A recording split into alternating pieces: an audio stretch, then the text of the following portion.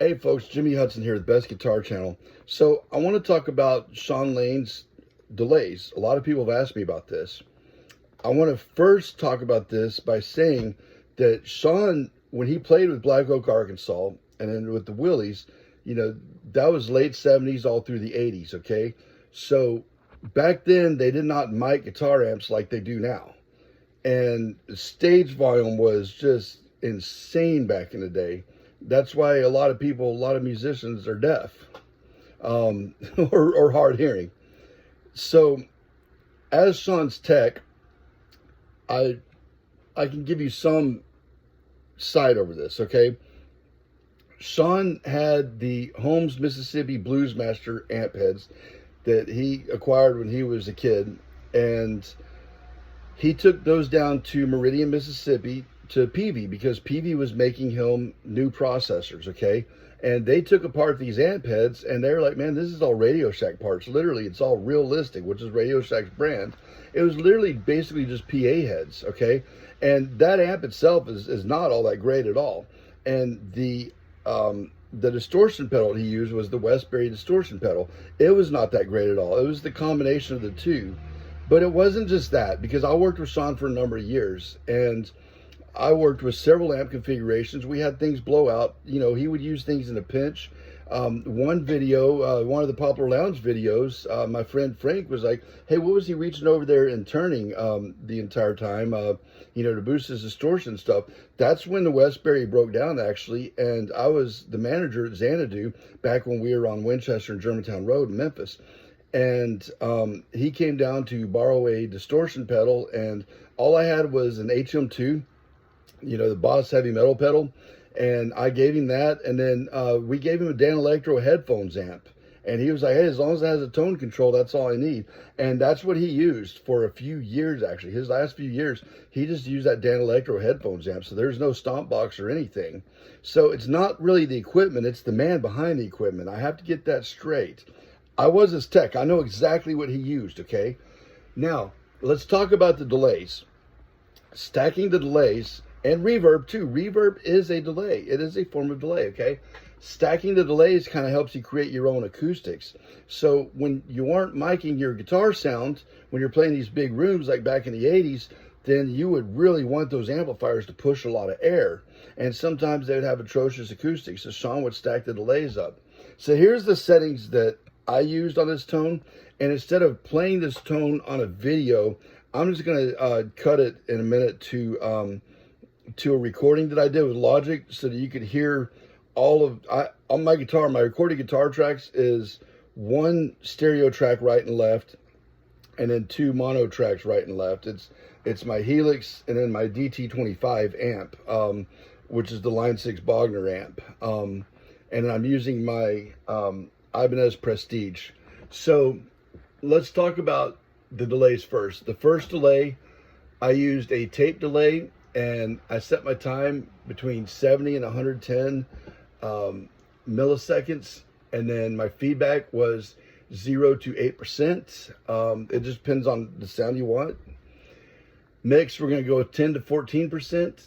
Trails you want on, and modulation off, or just a tiny little bit.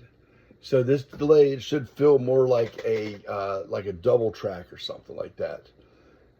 And the next delay, so the first one is kind of a thickener. The next one is more of a rhythmic one, okay? This one we're going to use a digital delay, or I use a digital delay. I set it between 360 to 420 microseconds, and then feedback 18 to 25%, mix 15 to 20%. High cut 5 to 6 kilohertz, low cut 120 to 150 hertz. Okay.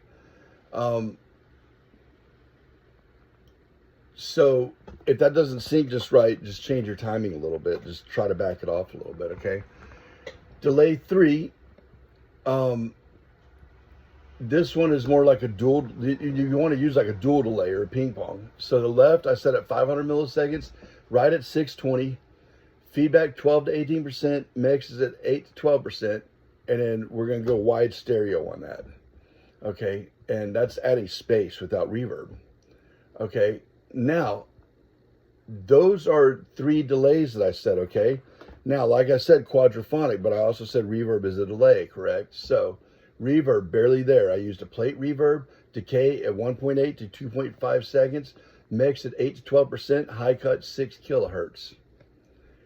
And that was it right there. So I went from my guitar to compressor to my amp and cab, delay 1, delay 2, delay 3, reverb, output. And I use the overdrive inside my amp itself. Now you could also use a tube screamer or something like that, you know, in the front of the amp. But I like amp overdrives. That's just me personally. So anyway, that's what I did. That's the exact settings that I used. So hopefully that'll answer some of your questions. Is this going to be perfect for you? Maybe not, you know, but you're not Shawn Lane, neither am I. So I had to kind of tweak it with what worked for me. And that's the important thing. Shawn didn't want all y'all copying him. I'm going to tell you that right now. You know, he was very proud of his students, and he would love the fact that people are learning his stuff, but don't copy him, be yourself.